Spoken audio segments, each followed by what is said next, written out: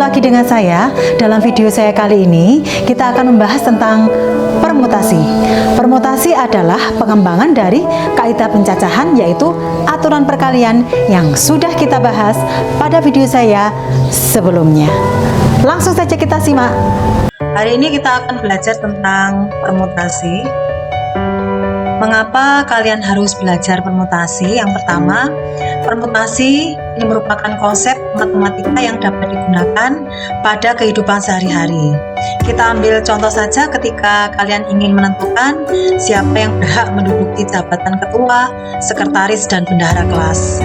Karena kasus ini memperhatikan urutan dan terdapat pola yang bisa dibentuk, rumus permutasi dapat melihat berapa cara penentuan jabatan tiap calon yang akan menduduki jabatan di kelas. Selain itu, permutasi dapat juga membantu kalian untuk melihat bagaimana kalian bisa berpasangan dengan teman-temanmu saat menentukan tempat duduk di kelas. Berapa cara yang bisa terjadi sehingga kamu bisa duduk bersama beberapa teman kalian. Sebelum kita membahas tentang permutasi, kita akan membahas notasi faktorial karena ini akan kita gunakan untuk menentukan banyaknya cara dengan menggunakan permutasi. Notasi faktorial itu faktor dari bilangan asli. Jadi untuk setiap bilangan asli n didefinisikan n faktorial, kita tulis n tanda seru ini dibaca n faktorial, itu didefinisikan 1 dikalikan 2 dikalikan 3 dikalikan n dikurangi 2 dikalikan n dikurangi 1 sampai dengan n. Jadi ini perkalian berurutan dari bilangan asli. Didefinisikan juga 1 faktorial itu 1 dan 0 faktorial itu 1. Seperti yang saya sampaikan tadi bahwa faktorial itu bentuk perkalian dari bilangan asli berurutan dari n sampai 1. Notasinya n tanda seru dibaca n faktorial. Jadi apabila saya mempunyai 6 faktorial, itu artinya sama dengan 6 kali 5 kali 4 kali 3 kali 2 kali 1. Kita hitung hasilnya 720. Contoh yang lain, 5 faktorial itu bisa kita tulis 5 kali 4 kali 3 kali 2 kali 1. Yang kalau kita hitung 120. Untuk menuliskan 4 kali 3 kali 2, maka kita bisa menggunakan aturan permutasi, yaitu kita bisa menulis 4 faktorial dibagi 4 dikurangi 3 faktorial. Yang kalau itu kita hitung hasilnya 20. Nah, sekarang apa yang dimaksud dengan permutasi? Kita tahu kita sudah membahas kaidah pencacahan pada pertemuan berikutnya dan di video saya sebelumnya. Jadi permutasi di sini merupakan pengembangan dari aturan perkalian.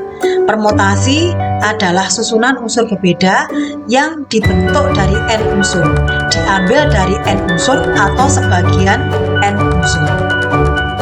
Permutasi yang akan kita bahas hari ini adalah permutasi dengan unsur yang berbeda. Permutasi yang memuat beberapa unsur yang sama, permutasi siklis atau permutasi melingkar, permutasi berulang, dan permutasi dengan batasan. Kita bahas yang pertama, yaitu permutasi dengan unsur yang berbeda. Permutasi k unsur dari n unsur yang tersedia bisa kita tuliskan dengan notasi permutasi n diambil k atau permutasi n diambil k. Serta ini notasi yang lain, permutasi dalam kurung n diambil k dengan k-nya kurang dari atau sama dengan n. Maka banyaknya permutasi n unsur itu ditentukan dengan aturan n dikalikan n dikurangi 1, n dikurangi 2 sampai 3 dikalikan 2 dikalikan 1, atau kita tulis dalam bentuk n faktorial. Yang kedua, banyak permutasi n unsur yang tersedia dapat ditentukan dengan permutasi n diambil k. Kita definisikan n faktorial dibagi n dikurangi k faktorial. Kita berikan contoh, misalkan dari 3 buah angka 1, 2, dan 3 akan disusun suatu bilangan yang terdiri atas 3 angka dengan bilangan-bilangan itu berbeda. Maka susunannya dapat kita bentuk dengan menggunakan pasangan urut 1, 2, 3, 1, 3, 2, 2, 1, 3, 2, 3, 1, 3, 1, 2, 3, 2, 1. Sehingga banyaknya cara untuk membuat susunan itu adalah 3 kali 2 kali 1 sebanyak 6 cara.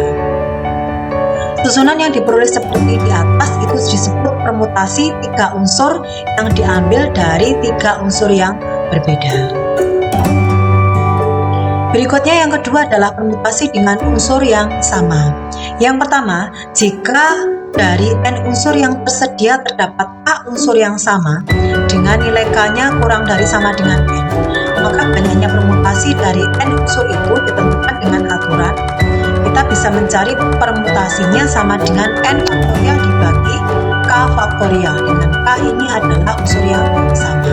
Apabila ada beberapa jenis unsur yang sama, jadi jika n unsur yang tersedia terdapat a unsur jenis pertama sama, l unsur jenis kedua sama, dan m unsur jenis ketiga sama, dengan k ditambah l ditambah m itu kurang dari sama dengan n, banyaknya permutasi n unsur itu dengan k, l, m itu adalah unsur-unsur yang sama, maka ditentukan dengan aturan n faktorial dibagi unsur-unsur yang sama, yaitu k faktorial dikalikan l faktorial dikalikan m faktorial.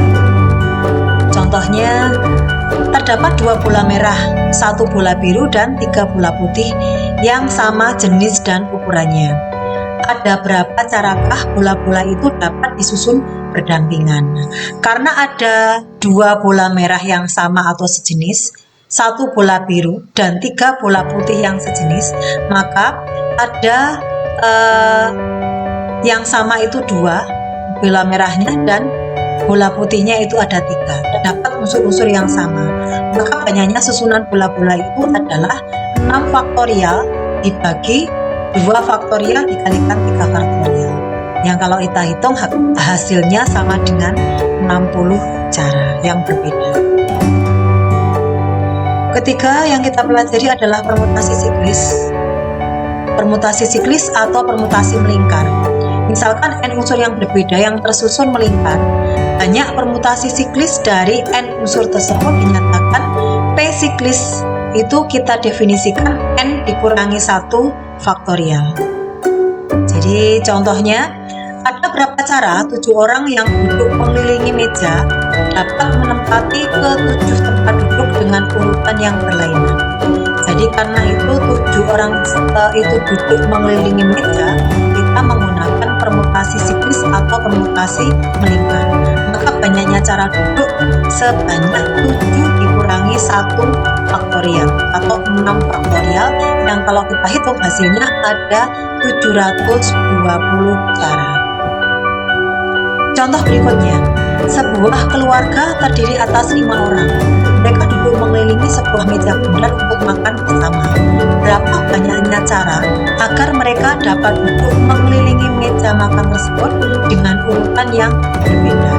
Maka sama dengan contoh yang tadi, kita menggunakan permutasi siklis atau permutasi melingkar.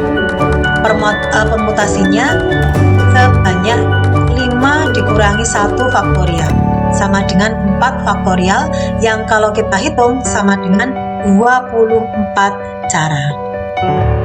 Contoh berikutnya, suatu pertemuan keluarga terdapat 5 pasang suami istri yang akan duduk melingkar pada meja makan keluarga. Berapa susunan duduk pada pertemuan makan tersebut jika setiap pasangan suami istri selalu duduk berdampingan? Jadi ada 5 pasang suami istri yang duduk melingkar, kita menggunakan permutasi siklis atau permutasi melingkar. Maka susunan duduk berdasarkan pasangan itu 5 dikurangi 1 faktorial sama dengan 4 faktorial, yang kalau kita hitung sama dengan 24 cara. Masing-masing pasangan itu duduknya bisa permutasi, sehingga ada 2 faktorial dikalikan 2 faktorial sebanyak 5, maka hasilnya sama dengan 32. Sehingga total banyak susunan mereka duduk adalah 24 dikalikan 32 sama dengan 768 cara. Berikutnya tentang permutasi berulang. Jika tersedia n unsur berbeda, maka banyaknya permutasi berulang r unsur yang diambil dari n unsur yang berbeda ditentukan oleh rumus permutasi berulang. P berulang itu didefinisikan n pangkat r dengan r-nya kurang dari sama dengan 4. Contohnya, berapa banyak susunan 3 bilangan dari angka-angka yang diberikan, yaitu 1, 2, 3, 4, 5, dan 6. Di sini tidak ada syarat ya, bilangannya berlainan atau boleh berulang.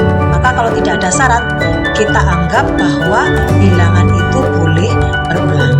Maka banyaknya susunan 3 bilangan berarti bilangan ratusan atau k-nya itu 3. Banyak angka yang akan disusun, n itu sama dengan 6. Maka banyaknya susunan 3 bilangan dari angka-angka 1, 2, 3, 4, 5, dan 6 sebanyak 6 pangkat 3 sama dengan 216 susunan.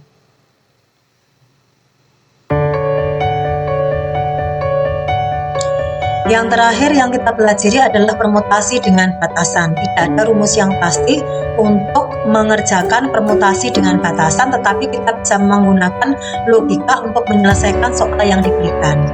Yang di sini diberikan soal 4 siswa putra dan 5 siswa putri duduk dalam satu baris.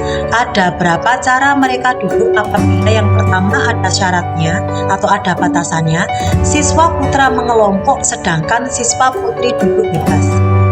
Yang kedua, siswa putri duduk mengelompok sedangkan siswa putra duduk bebas.